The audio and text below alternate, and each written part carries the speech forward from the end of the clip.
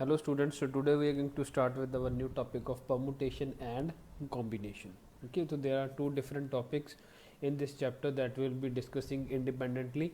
One will be permutation and another one will be combination, and then we'll come to the conclusion that these two are not exactly different, these are part of one another.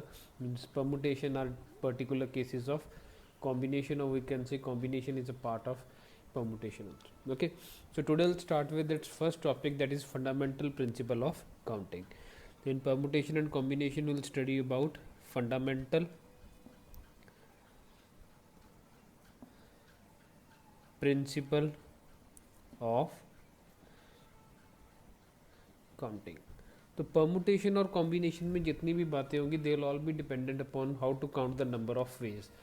The number of ways could be to complete a task, number of ways to complete a task, number of ways to perform an activity, number of ways to do something.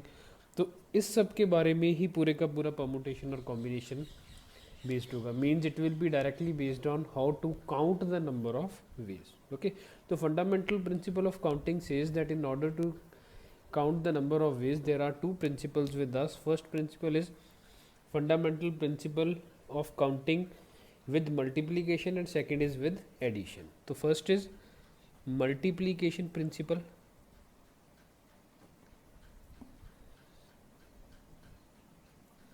and second one is addition principle. Okay, the first one is multiplication principle and second one is addition principle. So today we'll talk about these two principles. First is multiplication and second one is addition. Okay, so multiplication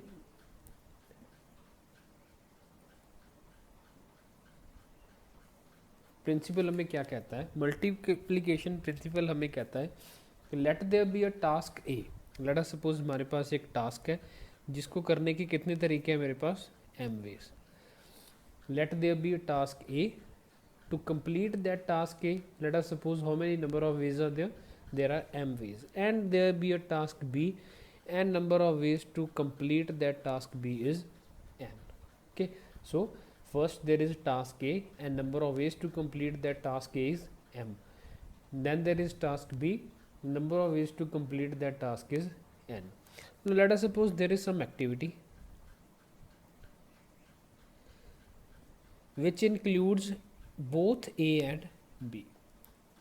Okay, there is some activity which includes both A and B. That activity is defined as that A should be performed and then B should be performed, and then we'll say that the activity is complete. With the completion of both A and B, the activity should be complete. Let us suppose that is P. So number of ways to complete activity P will be equals to, if it is comprised of two task A and B, then number of ways to complete activity P will be equals to m into n. Simply it will be equals to m into n. This is what is our multiplication principle of counting. Now how it comes to be m into n? We'll talk with an example. Let us suppose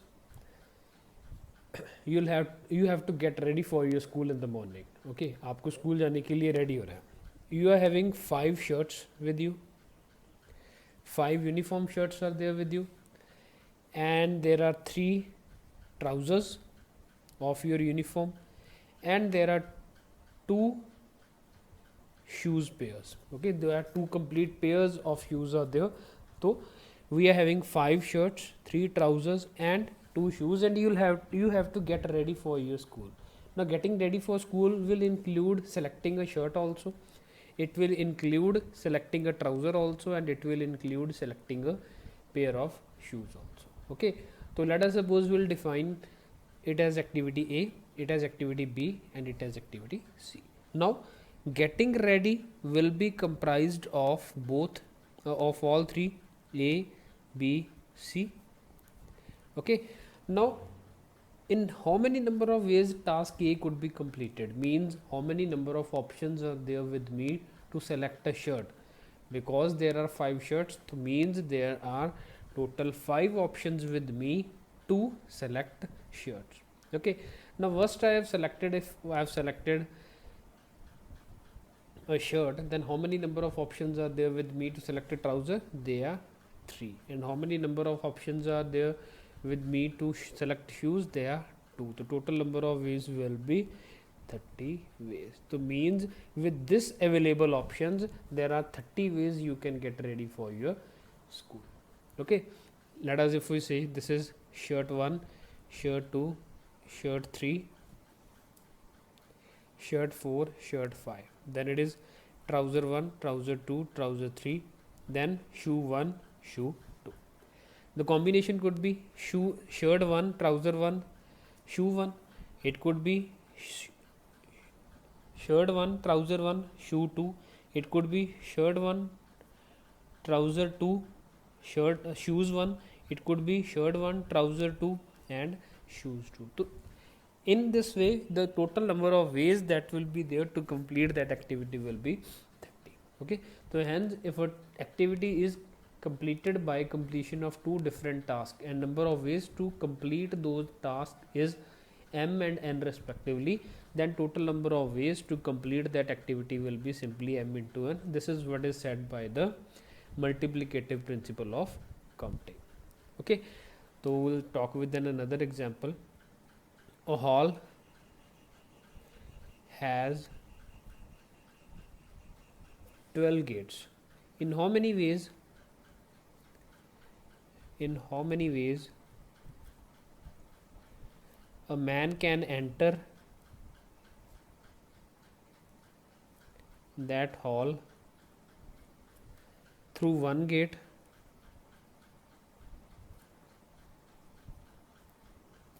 and get out through another, and get out through another. Okay, a hall has 12 gates. In how many ways a man can enter that hall through one gate and get out through another gate? Okay, so if we see now, the activity is getting into the hall and getting out from the hall. There are 2 different tasks, those are included in that activity, that is getting into the hall and getting out from that hall. So how many number of total ways are there to get into that hall? There is no restriction that you have to get through this or that. Simply there are 12 gates, there are 12 different options to complete that. That means number of ways to enter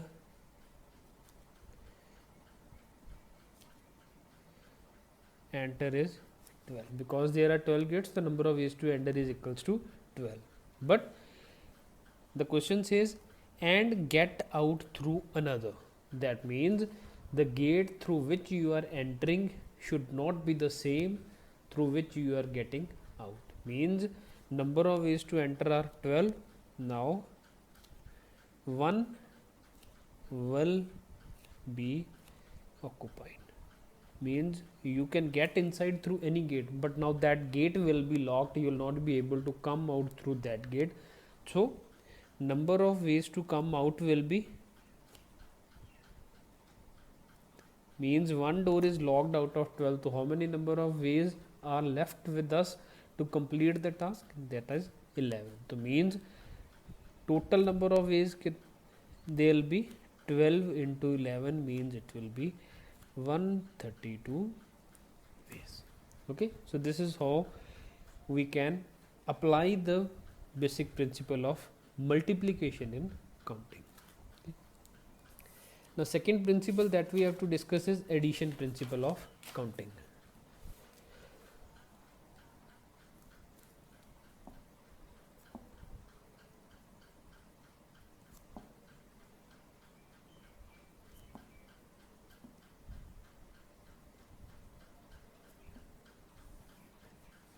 Addition principle of counting says if operation A can be done in m ways.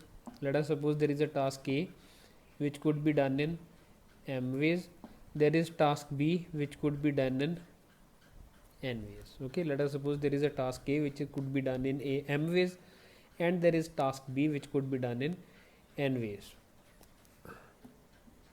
Total number of ways to complete both A and B if A and B are independent will be m plus n. Okay, means if they are not dependent, there is not that particular kind of task which includes the completion of both A and B, means A and B they do not have any relation between them, then total number of ways will be m plus n. Now it will not be m into n, they will be m plus n if A and B are independent of one another. Okay, so we will see it in an example how it works. In a class there are 15 boys and 10 girls. Let us suppose in a class there are 15 boys and 10 girls. In how many ways a class monitor can be selected? In how many ways a class monitor can be selected?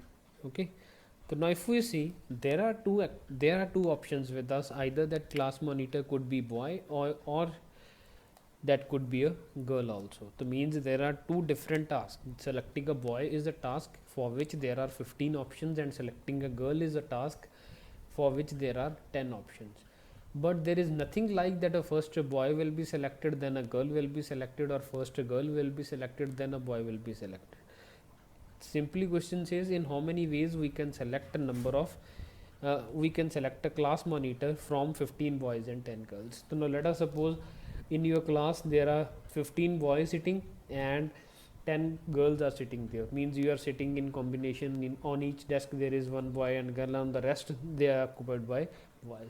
A teacher comes into your class and she says that I have to select a class monitor. Now how many different options are sitting in front of her? In total there are sitting 25 options. He can select from those 25 options who will be the class monitor. So means the number of options in this case are added, they are not multiplied, they are added. So simply that will be 15 plus 10 is equals to 25 ways to select a class monitor from 15 boys and 10 girls. Okay, another example could be there are 4 students who studies physics, there are 6 students who study chemistry, and there are 7 students who study maths. Number of ways to select one student, number of ways to select one student for gold medal. Number of ways to select one student for gold medal. Now again the situation is same, means in a class there are 4 students, those who are good at physics, there are 6 students, those who are good at chemistry, and there are 7 such those are good at mathematics. Okay, so means how many total are there? There are 17 students sitting in the class. Now principal came, he has to select one for the gold medal. How many different options are available in front of me, in front of him? There are total 17 options, because it's up to him. Out of those 17 he can select anybody. There is no restriction that physics one or chemistry one or maths one is to be selected. Means there are total 17 options, those are sitting in front of him. That means total number of ways will be 70. Okay, the total number of ways will be equals to 70. So this is how fundamental principle of addition works. Multiplication is in the case of when A and B are interrelated. That means A needs to be completed before B, or B needs to be completed after A. So in that kind of case you will have to multiply. But if it is simply that a task is to be completed but the corresponding operations, they are not dependent upon each other, they are not to be followed by one another, simply you will have to add the number of ways. Okay, so a homework, a question for you as a homework. There are 5 ways to reach from A to B. there are 5 ways to reach from A to B, and there are 4 ways. A and B are destination. 4 ways to reach from B to C. Okay, there are 5 ways to reach from A to B, and there are 4 ways to reach from B to C. A, B, C are 3 destinations. How many number of ways? Number of ways to go from A to C via B. You'll have to calculate number of ways to go from A to C via B. Okay, so through B you have to go from A to C. How many total number of ways are there? That is the question. Okay, so I'll give you the answer. There are 20 ways. Try to find out how it is 20 ways. Okay, thank you.